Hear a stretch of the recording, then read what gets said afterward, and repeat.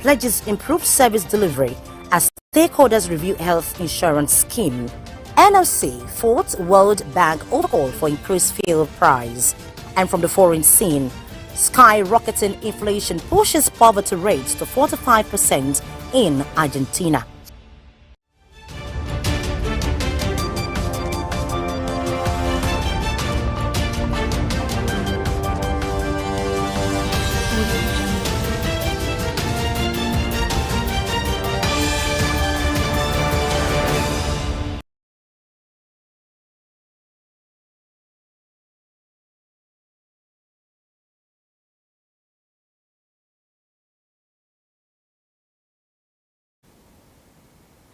Thank you very much for joining us tonight on the news at 7 on Osrc television. I am Oyewumi Ayini Bara. The wife of Ondo State Governor Mrs. Betty Anyanwu Akeredolu has intensified a campaign against gender-based violence in the state.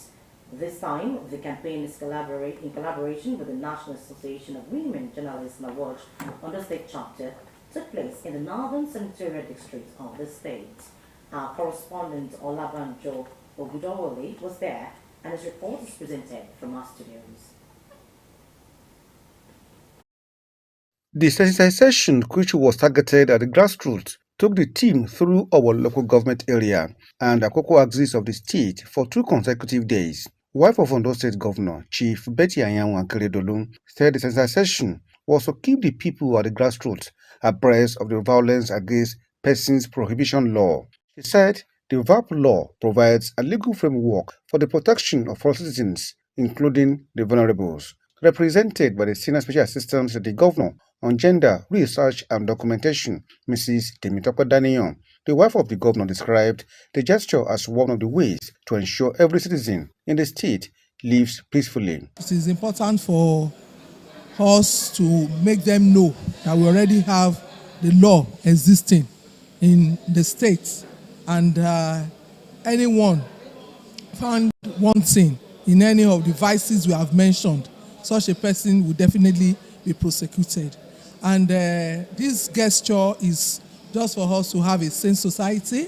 It's for us to all have that conducive environment so that we can, sleep with our 2 eyes closed. And it's just one of the giant strides of our excellency to bring peace, to everyone, to our children, to our women, to the men, and everyone in Ondo State. The Executive Secretary for the Agency Against Violence, Mrs. Bolanle Afolabi, said the purpose of the meeting was to sensitize the traditional rulers and religious leaders on the VAP law that has been domesticated in the state. We discovered that many of this set of people were not aware of the VAP law. So we have to bring them together to educate them on the contents of the VAP law, the various offenses that are in the VAP law, and their penalties. And this is to serve the purpose of, reducing the incidence of gender-based violence and then sexual offenses in the states. And as they are aware today, I know that they are going to be our vanguard.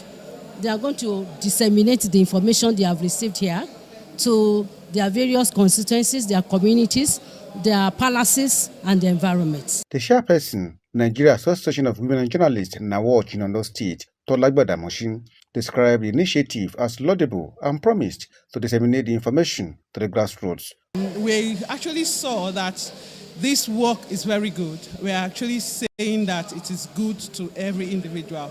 Since we are here to actually meet with the traditional rulers, to sensitize them on the VAP law, because we realize that meeting with the traditional rulers, that means the information will go down into the community. Other stakeholders appreciated the wife of the governor, Mrs. Anyanwu Akeredolu, for the initiative. The sensitization meeting will shift to Ondo South Central District next week.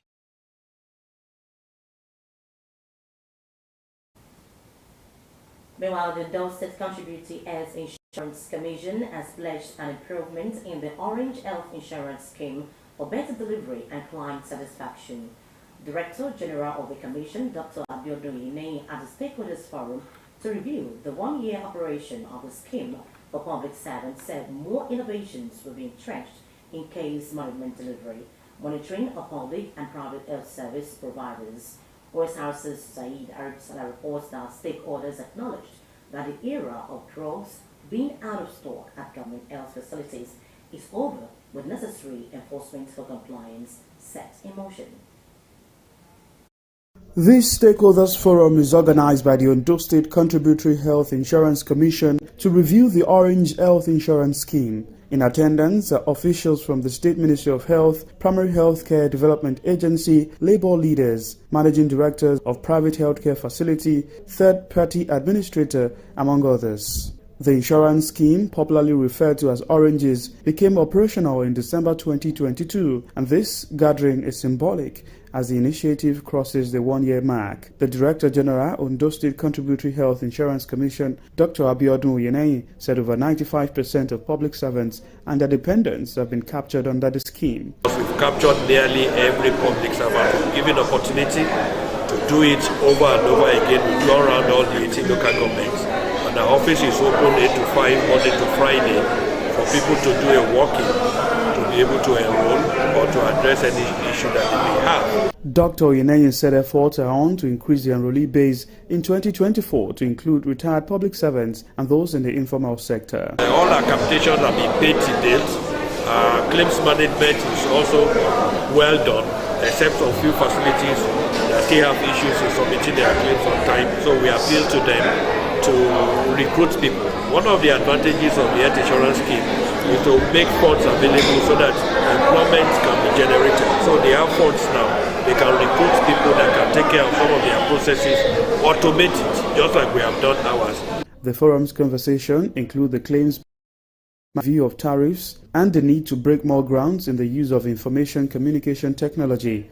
If you submit your claims on time, your claims will be paid on time, but if not, it will be delayed. The Permanent Secretary, Ministry of Health, Dr. Fuluke Aladinola, stressed the need for health stakeholders to prioritize the satisfaction of patients. She emphasized the need for all government facilities to procure drugs from Drug Management Agency as it guarantees quality and price benefit. We have found that most of the time you have policies, but the policy will go there without implementation. We are going out to make sure that we enforce those policies and laws so that everybody.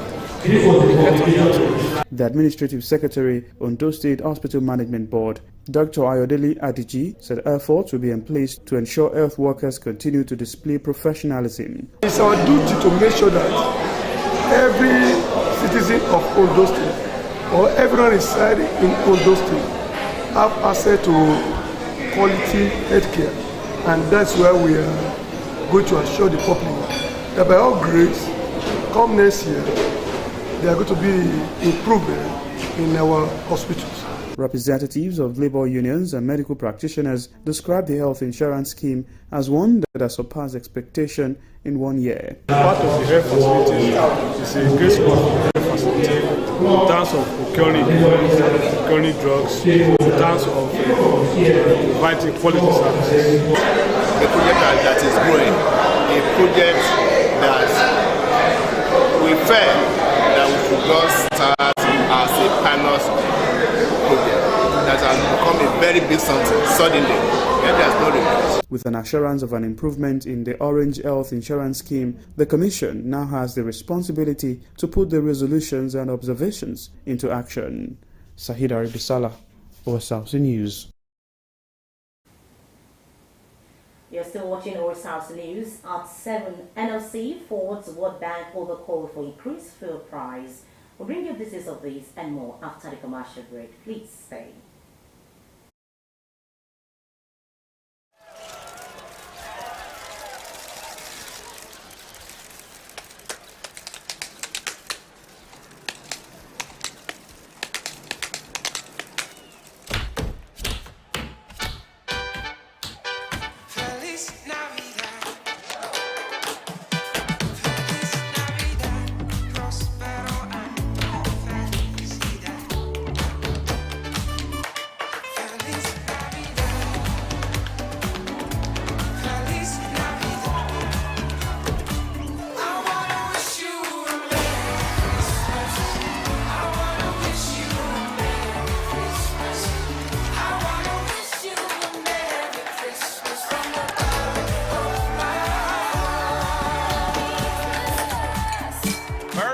Christmas. Merry Christmas. Merry Christmas. Oh, no.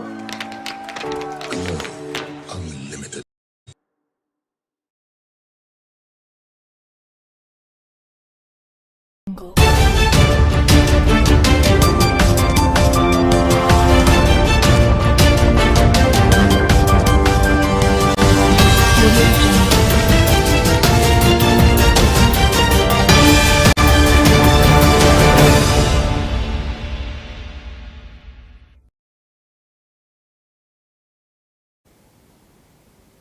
Thank you for rejoining us. You can watch us live on our website www.osrc.ng or follow us on Facebook at OSRC TV, and on YouTube you can subscribe to our channel OSRC TV Ondo. The Nigeria Center for Disease Control and Prevention (NCDC) has issued clarification regarding recent reports of resurgence of COVID-19 cases in Benue. The NCDC, via its official website today, stated that the news, which claimed that 25 new cases were found, was misinterpreted from a statement by a World Health Organization WHO surveillance officer. It was reported that the officer, during a meeting organized by Benue State Primary Health Care Board in collaboration with WHO in Makurdi, said Benue recorded a total of 25 new cases in 2023, with the last case recorded in mid-April. However, NCDC provided the overall COVID-19 situation in the country, where it shared statistics that in the last quarter of 2023, 15,481 tests were conducted, confirming 75 cases across 25 states. The NCDC therefore underscored the importance of responsible reporting by the media, acknowledging their critical role in public health and national security. The NCDC reaffirmed its commitment to protecting the health of Nigerians, ensuring transparency, and maintaining open communication channels to provide accurate and timely information on matters of public health importance. The Senate has passed a resolution to amend the Fiscal Responsibility Act 2007. This decision, during the ongoing 2023 budget defense and 2024 budget presentation at National Assembly, is based on the medium-term expenditure framework report, and it reflects the Senate's commitment to strengthening fiscal policies and addressing concerns related to Nigeria's growing debt burden. The chairman of the Senate on Finance, Senator Mohammed Musa Sani, highlighted the crucial role of the Fiscal Responsibility Commission in monitoring fiscal policies and aligning them with monetary policies. A statement by the head Strategic Communications Directorate, Bede Ogiri Onyawo, emphasized the need to fortify the Commission and address issues related to human capital debt challenges. A 200-capacity library worth 15 million naira has been inaugurated at the Adeyemi Federal University of Education, Ondo. The project was felicitated by an alumnus of the institution, Dr. Seun Bosede Osamaye, the Minister for Education, Professor Tahiru Manam, represented by the Deputy Vice Chancellor of Academics, Federal University of Technology, Akure, Professor Taiwo Amos, said the task of developing education sector as a collective responsibility and therefore called for input from individuals and corporate bodies. Joy Pius now completes the story. Donated to the School of Languages, Adeyemi Federal University of Education, the idea was that of an old student of the institution, Dr. Seun Bosede Osamaye, who took up the responsibility to give back to our alma mater. The library, which has a 200-capacity space, will accommodate students from the School of Languages, other undergraduates, lecturers, as well as those carrying out series of researchers. According to the donor, Dr. Seun Osamaye, the initiative, being the 7th, was born out of genuine love she has for her school and also a platform to enhance the development of education sector in the country. I am a product of this college and I'm an ambassador of this place. The development of a nation starts in the classroom in the classroom. And my choice of choosing to build and donate a library, people do not understand. If you notice what is happening in our society now, there is no much focus on reading.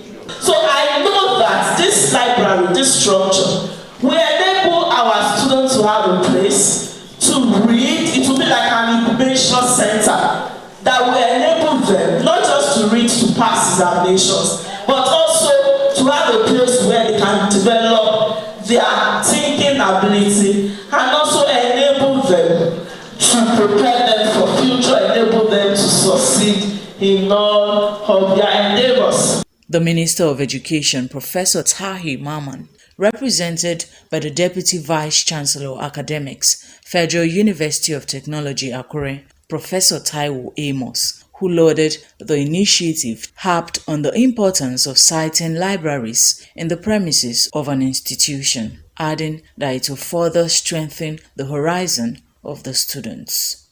May I encourage the university and its community members to take advantage of the library's resources, participate in its program, and support its continued growth and sustainability. The acting Deputy Vice-Chancellor, Adeyemi Federal University of Education, Dr. Samuel Akintunde, commended the donor for giving back to the school, while urging that the facility be properly maintained to serve its purpose. This project is also the first of its kind to formally be commissioned on this campus after the formal announcement of this institution as a full-fledged university. For this remarkable note, let me say that I am short of words of appreciation to the donor, Dr. Osrc. Without missing words, this is a very well thought out initiative. Commissioning this project in the name of the Father, Amen. and of the Son, Amen. and of the Holy Spirit. Amen. Commissioning the project, the former provost of the institution, Professor Adeyemi Idowu, said it was a wake-up call to other individuals to raise the banner of education across the nation, charging students to take advantage of the library. I've never seen someone who will take his or her money or family money to say we want to go and build something in an institution.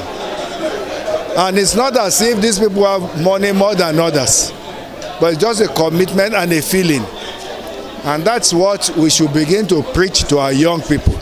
Others at the event, including the lawmaker representing Ondo East and West Federal Constituency, Abiola Oladapo, described the intervention as a welcome development that should be replicated by all stakeholders. The greatest impact you can ever make is education. And acquiring knowledge through all this library system is one of the best things you can ever do. So I want to encourage stakeholders to continue to do such projects across the country. It is believed that enhancing education in the country needs the deliberate and combined efforts of all stakeholders, and all hands must be on deck to bring this dream into reality. Joy Pius, Osrc News. The Chief Imam of Oda Town, Musa Bolariwa, has called on leaders at all levels to act justly and strive to fulfill their promise to the people. The cleric who gave the admonition during the Friday prayer held at the town's central mosque also called on followers not to disparage their leaders. Osrc of Oda Kingdom, Oba Julius Ajayi Omomo, attended the Friday prayer to identify with the Muslim faithful.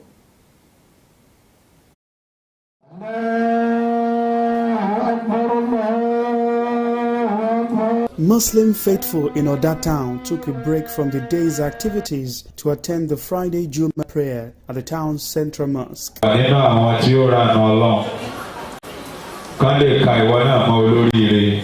were joined by the town's monarch, Oba Julius Ajayi Omomo, who was accompanied by his chiefs.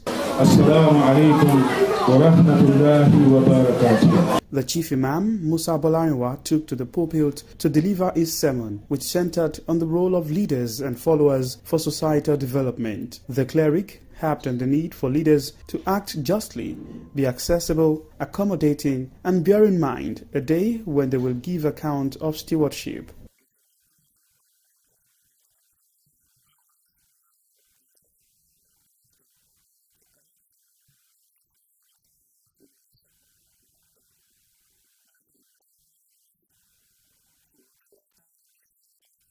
Imam Bolariwa also tasked followers to support their leaders and urged the Olojoda, Oba Omomo, not to discriminate against any resident of the town.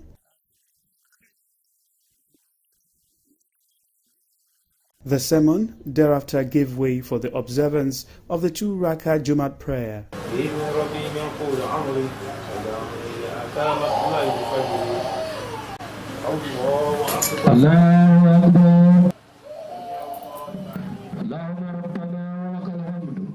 In his address, Oba Julius Omomo sought the cooperation of the Muslims and the entire town, promising to provide leadership that will champion unity, peace, and protection of the rights of all.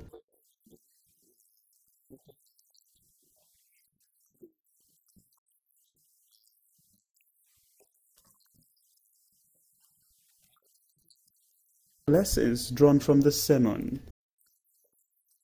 A peaceful reign as well as for the chiefs and the entire town. Sahid Aribisala, Osrc News. We apologize for that for visual audio. The Central Bank of Nigeria, CBN, says rising inflation and exchange rates will decline in 2024. CBN Governor Mr. Olayemi Cardoso stated this on Thursday in Abuja when he appeared before the Joint Committee on Banking, Insurance and Other Financial Institutions. Cardoso said the total trade from the Nigerian foreign exchange market stood at 18.804 billion naira as of the third quarter of 2023. According to him, the outlook for the nation's domestic economy for 2024 is very positive as both the inflation and exchange rates will absorb the volatile pressures on them and stabilize them.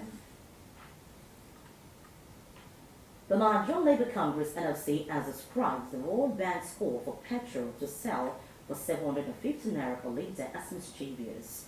NLC President Joe Ajero warned that the bank wants to set the country on fire by the suggestion. According to NLC, the World Bank calls is an advice laden with mischief and intended to destabilize not only the nation's economy, but also Nigeria's long-term development plans. In a statement by its president, Joe Ajero, Labour argued that the World Bank call is a threat to the country's economy. The Supreme Court today ordered the continuation of the trial of Nnamdi Kanu, leader of the indigenous people of Biafra, IPOB, on terrorism charges. The case, which started in 2015, had been put on hold at the Federal High Court in Abuja after the Courts of Appeal dismissed the charges in a judgment delivered in October 2022. The Courts of Appeal in Abuja had anchored its decision dismissing the charges on the illegality of the extradition of Mr. Kanu from Kenya to Nigeria in June 2021 to continue his trial. A 5-member panel of the Supreme Court led by Kudirat Kekirioku declared that Mr. Kanu's forcible repatriation from Kenya to Nigeria is illegal. However, the courts in the lead judgment prepared by Tijani Abubakar ruled that there is no Nigerian law that prohibits the use of illegally obtained evidence for the trial of a defendant. The Minister of Aviation and Aerospace, Festus Keyamo, has released the appointment of directors of key regulatory agencies, including the Nigerian Airspace Management Agency, NAMA, Nigerian Civil Aviation Authority, NCAA, Nigerian Meteorological Agency, NIMET, others in a major shakeup in the aviation sector. Others include the Federal Airport Authority of Nigeria, FAN, and Nigeria Safety and Investigation Bureau, NSIB. President Bola Tinubu on Wednesday approved the suspension, removal, and replacement of some chief executive officers under the Federal Ministry of Aviation and Aerospace Development. In a statement by Head Press Ministry of Aviation and Aerospace, Odutayo Oluseyi, said that the minister's move was aimed at restructuring and revitalizing the agencies. 4 healthcare workers have been jailed in the United Kingdom over the abuse of elderly patients. The 4 people were jailed after they were caught and filmed physically and emotionally abusing an elderly patient. West Midland Police said the woman, 89, was at a Wolverhampton care home at vascular dementia and could not speak. In February 2020, the family set up the camera and recorded footage over a 4-day period. It showed the woman being handled roughly, hit with a pillow, and treated with a lack of dignity and respect.